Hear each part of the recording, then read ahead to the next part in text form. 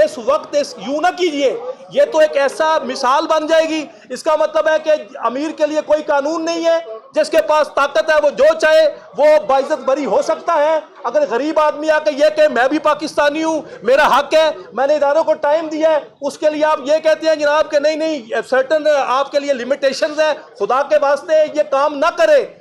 हम वो लोग हैं जो वफाकी महकमों के हैं, हमें अपने मुल्क पर भी अल्हम्दुलिल्लाह फख्र है और हमें इदारों पे भी एतमाद है। हम ये तवक्को करते हैं कि इंशाअल्लाह जो कल का दिन है वो बरतरफ मुलाजमीन के लिए, इदारों के लिए एक मिसाल बनना चाहिए। इस तरह से तो आप फेडरेशन को कमजोर करने की बातें कर रहे हैं, ये क्या हो रहा है? खुदा के वास्ते हम आपसे इल्तिजा करते हैं, आपके चैनल्स के जरिए इल्तिजा करते हैं कि आप इस चीज को खुदारा खुदारा खुदारा समझें और जो इनके लिए जो 17,000 खानदान जो इस वक्त बिल्कुल तबाही के दहाने पे पहुंचे हुए हैं उनको रेस्क्यू कीजिए। ये माशी कत्ल है। आप किसी बंदे को मारने से बेहतर है उसे माशी तौर पे कमजोर कर दिया जाए, वो खुद ही मर जाएगा। तो मैं मजीद गुजारिश करूंगा जनाब असद मुगल साहब से कि इस पर मुफस्सलन आपके साथ गुफ्तगू करें।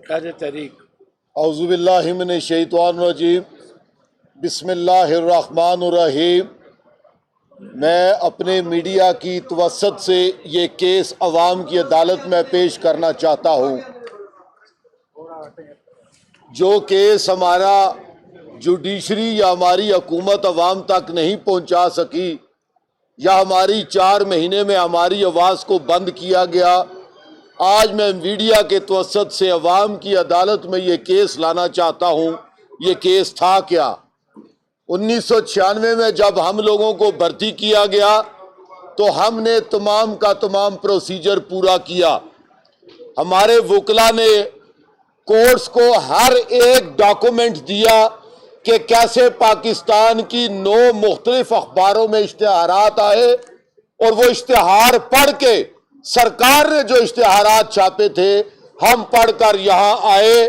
हमने क्वालिफिकेशन पे, हमने अपने एजेस पे, हमने टेस्ट के ज़रिए, इंटरव्यू के ज़रिए, मेडिकल के ज़रिए भर्ती हुए और उसके बाद अपने डिपार्टमेंट्स में रिटेंशन कोर्स किए, प्रोसीजर पूरा किया, प्रमोशंस हासिल की, कमेंडेशन सर्टिफिकेट्स लिए, तगमाए शुजात लिए, हमने कैश अवार्ड लिए। हमने इस मुल्क के तमाम इदारों को 12 साल तक हमने सर्व किया और इनके इदारों का नाम रोशन किया। आज जब ये अदालत में ये केस आया तो अदालत ने वाज़े तौर पे ये कहा कि हम ये मानते हैं कि आपका प्रोसीजर अडॉप्ट हुआ, हम ये मानते हैं ये आपकी गलती किसी जगह पर भी नहीं थी, लेकिन हम सिर्फ और सिर्फ लॉ को देखेंगे। और जब हमारे वकला ने उनको ये भी बताया कि आपकी 17 तारीख की जजमेंट में 1 नहीं, 2 नहीं, 3 नहीं, 10 ऐसे एरर्स मौजूद हैं जिनकी बेसिस पे 17 अगस्त की जजमेंट को सेट असाइड किया जाना चाहिए। ये रिव्यू कोर्ट है, ये ट्रायल कोर्ट नहीं है। यहाँ पर फैसला सिर्फ ये होना चाहिए था कि सिर्फ रिटायरमेंट के 2 घंटे पहले एक जज मुआशी कत्ल करते हुए, इंसाफ का कत्ल करते हुए, इस इंसाफ की किताबों को रोनते हुए पता नहीं किस अवामिल के तहत ये फैसला करके कनाडा भाग गया। आज उसी जज को प्रोटेक्ट करने के लिए एक दफा फिर आपने रिव्यू कोर्ट को ट्रायल कोर्ट बना दिया। हमारा सवाल यह है कि जब ये ट्रायल कोर्ट बनना था तो आपने 20 माह इस जजमेंट को रिजर्व क्यों रखा? आपने 12 साल तक इस केस को अपने साथ बगल में लगाकर क्यों रखा? इसलिए कि हमारी जवानी खत्म हो जाए और बुढ़ापे की उस दहलीज पर पहुंच जाए जहां पर आप हमें ठोकर मार के बाहर निकाल दें। हम इस ज़िमन में हुकूमत के पास भी गए और हुकूमत ने हमें ये तजवीज़ दी और ये यकीन दहानी कराई कि अगर इस जजमेंट को सेट असाइड नहीं किया गया तो हम पार्लियामेंट में आपके हक में बोलेंगे, चूंकि ये आपके साथ ज्यादती हुई। ये 4 महीने से हमें लॉलीपॉप दिया जाता रहा। कोर्ट्स ने अलग लॉलीपॉप दिए कि हम सिर्फ और सिर्फ कानून की बात करेंगे, कानून की बालादस्ती की बात करेंगे। हुकूमत ये कहती रही कि हम आपके साथ खड़े होंगे। आज जब 4 महीने के बाद हमारे 34 अफराद हार्ट अटैक से फौत हो गए। इस वक्त लोगों की दवाइयां बंद हो गई, लोगों के बच्चे स्कूल से उठवा दिए गए, सड़कों पर हम बैठे हुए हैं। और आज प्रपोजल क्या आती है, ना कानून को देखते हैं जजेस साहिबान, और ना हुकूमत ये कहती है कि हम रिलीफ देते हैं, और प्रपोजल क्या आता है कि इनको फिर प्रोसीजर से गुजारा जाए। किस प्रोसीजर से गुजारा जाए? उन्हीं के हाथों में हमारी तकदीर दे दी गई जिन्होंने हमारे साथ ग्रज रखते हुए ये सलूक किया। मैं ये सवाल पूछता हूं कि आप बड़े होकर इस मुल्क के मुक्तदर हल्के मिलकर फैसला नहीं करते, हुकूमत वक्त फैसला नहीं करती, जुडिशरी फैसला नहीं करती, तो किसके इख्तियार में दे रहे हैं? आप 17वें ग्रेड के अफसर के हाथ में हमारी तकदीर दे रहे हैं, तो मान ले फिर वो बड़ा है, मान ले वो सदर है, मान ले वो वजीर आजम है, मान ले वही सारा कुछ है और आप कुछ नहीं। और अब 4 महीने से हमें आप जलीलो ख्वार करते रहे। मैं ये भी एक सवाल पूछता हूं कि आपने ये कहा हम ऐसी जजमेंट नहीं दे सकते जो आने वाले वक्तों में प्रेसिडेंट बन जाए और हमारे खिलाफ जाए, तो क्या ये जजमेंट, ये प्रोसीडिंग्स, ये प्रेसिडेंट नहीं बनेंगी कि ये रिव्यू कोर्ट था? आपको सिर्फ एक फैसला करना था कि 17 अगस्त की जजमेंट ये सेट असाइड होनी चाहिए क्योंकि हमने उसमें गलतियां की हैं। क्या ये प्रेसिडेंट नहीं बनेगी? क्या इसी तरह दस्तूर चलेगा? क्या इसी तरह हुकूमत चलेगी? क्या इसी तरह कानून चलेगा? और हमने 20 इसमें से एरर ढूंढ के दिए और वो सारे के सारे आपके पास मौजूद हैं। मैं आखिर में अपनी मरकजी कमेटी की तरफ से, 72 महकमों की तरफ से, 16,000 खानदान की तरफ से, चूंकि ये प्रेसिडेंट बनने जा रहा है, पाकिस्तान की तकदीर बनने जा रही है, यही वो अवामिल थे कि 1947 से लेकर आज तक ये मुल्क कामयाब नहीं हो सका। ये मुल्क बड़े मुल्कों की फहरिस्त में शामिल नहीं हो सका जहां पर आपने उस गरीब अवाम का, जिसके लिए मुल्क है, जिसके लिए हुकूमत है, जिसके लिए कानून है, उसी को रोंद दे और बाकी कोई कानून किसी बड़े के लिए आप सामने न ला सके। हमने कोर्ट्स के सामने वकला के जरिए 20 ऐसी जजमेंट्स दी जो तमाम अरबाब इख्तियार के हक में आई, हालांकि वो कानून के खिलाफ थी। और उसमें यह भी लिखा कि this should not be make at a president. वहां आप लिख सकते हैं तो आज क्यों नहीं लिख सकते? मेरा इस्तदलाल ये है कि क्या यह हुकूमत अवाम की नहीं जो 16,000 के बजाय 1 करोड़ नौकरियां देने का वादा करती है? हम किसके हाथ पे अपना लहू तलाश करें? हम किस से इंसाफ मांगे? हुकूमत से मांगे, जुडिशरी से मांगे, या आप हमें मजबूर कर रहे हैं कि हम सड़कों पर यहाँ सिसक सिसक कर मर जाएं? और ये काफिला फिर यहीं पर नहीं रुकेगा, ये आगे जाएगा। हम रोटी लेने के लिए आए हैं।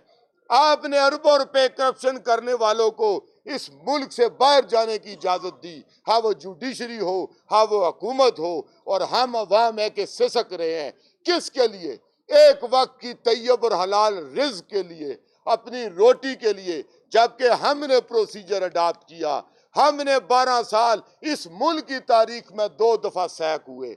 एक दफा जवानी में हमारी जवानी रोन दी गई और आज बुढ़ापे में आपने हमें ठोकर मार दी। मेरा राइट किसके हाथ में है? मैं किससे इंसाफ मांगू? मैं किसको कहूं? मेरी जिंदगी दोबारा कभी भी वापस नहीं आ सकती। यह एक ऐसा सवाल है जिसका जवाब देना पड़ेगा, हुकूमत वक्त को भी देना पड़ेगा, इस पार्लियामेंट को भी देना पड़ेगा जिसकी सैंक्टिटी वायलेट हुई। ये हमारी इंसाफ के तकाजे पूरे न करने पर जुडिशरी को भी जवाब देना पड़ेगा। और हमने अपनी अवाम की अदालत में केस पेश कर दिया। हम अपने रब के आगे फरियाद करते हैं, आज नहीं तो कभी भी नहीं। साबित करो ये इस मुल्क के लिए, इस अवाम के लिए ये हुकूमत है, इस अवाम के लिए इंसाफ है। हमारे पास अब इसके अलावा और मीडिया के तवस्सुत से अवाम के सामने अपना मुकदमा पेश करने के अलावा हमारे पास कोई भी चीज नहीं। मैं होता कोई बड़ा, I must not take the name, जितनी भी आपके सामने चीजें हैं, हम बड़े होते तो हमारे हक में भी ये फैसला घर आके हो जाना था। तो मैं आपसे दरख्वास्त करता हूँ मीडिया से कि आप हमारी आवाज में आवाज मिलाएं। हमारी आवाज सुनने वाला आज कोई नहीं, और आज हम इस रोड के ऊपर बैठे हुए हैं। आप हमारे साथ मुआशी कत्ल भूख से मरने से बेहतर है अपने हाथों से मार दें। और मैं आपके सामने यह भी एक गुजारिश करूं कि 34 साल सर्विस करने के बाद जो हमारे दोस्त रिटायर हुए उसको 1 रुपया भी पेंशन ना दी गई। After having the service of 34 years he went to the home without a penny. वो कहां से अपने बच्चों को स्कूल भेजेगा? वो बच्ची की शादी कैसे करवाएगा? वो अपने बुढ़ापे की दवाइयां कहां से? सिसक सिसक के मार रहे। और मैं आपसे इल्तमास करता हूं, खुदारा यही कैमरे इन चंद लोगों के बजाय जो हजारों वहां पर बीबियां बैठी हुई हैं, जो बच्चे बैठे हुए हैं, जो बूढ़े बैठे हुए हैं, हर शख्स की एक कहानी है, वो कहानी आज पहुंचाना आपकी जिम्मेदारी है। हम आपसे ये रिक्वेस्ट करते हैं। और हम जिस वक्त तक हमें जस्टिस नहीं मिल जाता, हम इंशाल्लाह यहाँ से नहीं उठेंगे और हम यहाँ बैठेंगे और अपने हक में फैसला लेकर जाएंगे। This is the clear violation of the law कि हम लॉ पे बात करेंगे और आज लॉ को भी सेट असाइड कर दिया। 17 अगस्त की जजमेंट को भी ऑन कर लिया। गवर्नमेंट भी साइड पर भाग गई और ये कहते हैं कि हम एक दफा फिर प्रोसीजर अडॉप्ट करेंगे। प्रोसीजर तो पहले अडॉप्ट, हमने तगमे लिए, गोल्ड मेडलिस्ट तो मैं खुद भी हूं, मेरे साथियों ने तगमा शुजात लिया हुआ है। क्या वो सब? और आखिरी और आखिरी और आखिरी सवाल, सब ये कहते हैं कि आपका कसूर नहीं है। किसी में ये जुर्रत जो ये कहे कि जिसका कसूर है उसको भी कटारे में लाओ? हाँ वो वजीर आजम हो, हाँ वो पार्लियामेंट हो, हाँ वो एक्ट बनाने वाले हो, हाँ वो गलत फैसला करने वाले जज हो, किसी में जुर्रत है जो ये कह दे कि हमारी वजह से आप लोग सड़कों पर आए? क्यों बर्फ गिरती है तो बेचारे मुसलमानों पर, हम ही पर क्यों? ये एक बहुत बड़ा सवालिया निशान है जो आपकी तवसत में उन पर भेजता हूं। जो लोग इसमें शामिल थे और शामिल हैं 1996 से लेकर आज तक, जो इसके जिम्मेदार हैं, एक्ट गलत जिसने बनाया, जिसने कानून साजी की, जिस पार्लियामेंट ने पास किया, जिस वजीर आजम ने पास किया, जिस जुडिशरी ने इन 12 सालों में हमारे हक में मुख्तलिफ फैसले किए, सबको कटारे में लाए, सबको रोड पे बिठाए। हम उनके साथ सजा भुगतने को तैयार हैं। लेकिन ये नहीं हो सकता कि ये सिर्फ और सिर्फ यही लोग हर दफा इस जुल्म की चक्की में पिस जाएं। हम ये नहीं मानते। हम ये इस्तदा करते हैं कि जिम्मेदारान को कटारे में लाया जाए। और आपसे मैं गुजारिश आखिर में एक दफा फिर करता हूं, खुदा वास्ते वो जो सामने लोग बैठे हुए हैं, जो बीबियां बैठी हुई हैं, जिनकी किडनी ट्रांसप्लांट हुए और उनके बिल्स रुक के, जिनको घरों से निकालने की धमकी दे के और उनके घर में हार्ट अटैक हो गए कि सरकारी आप रिहाइशें खाली कर दें। क्या क्या स्टोरी बताऊं? 17,000 स्टोरियां हैं और मीडिया अगर शुरू करे तो उसके पास वक्त नहीं होगा कि कितनी स्टोरियां वो यहां बयान करे। और आखिर में मैं आपसे फिर गुजारिश करता हूं, एक दफा गुजारिश, 2 दफा गुजारिश, 100 दफा गुजारिश करूंगा कि जब तक हमारा मसला हल नहीं होता, खुदा वास्ते वो जो बाहर दोस्त बैठे हुए हैं उनकी स्टोरी सुने, अवाम तक पहुंचाएं। शायद हमें कुछ ना मिल सके, लेकिन हमारी वजह से आने वाले उन लोगों को जिनका इस्तेसाल होता रहेगा, उसको स्टॉप करने में मीडिया हमारी मदद करे। आपका बहुत बहुत शुक्रिया।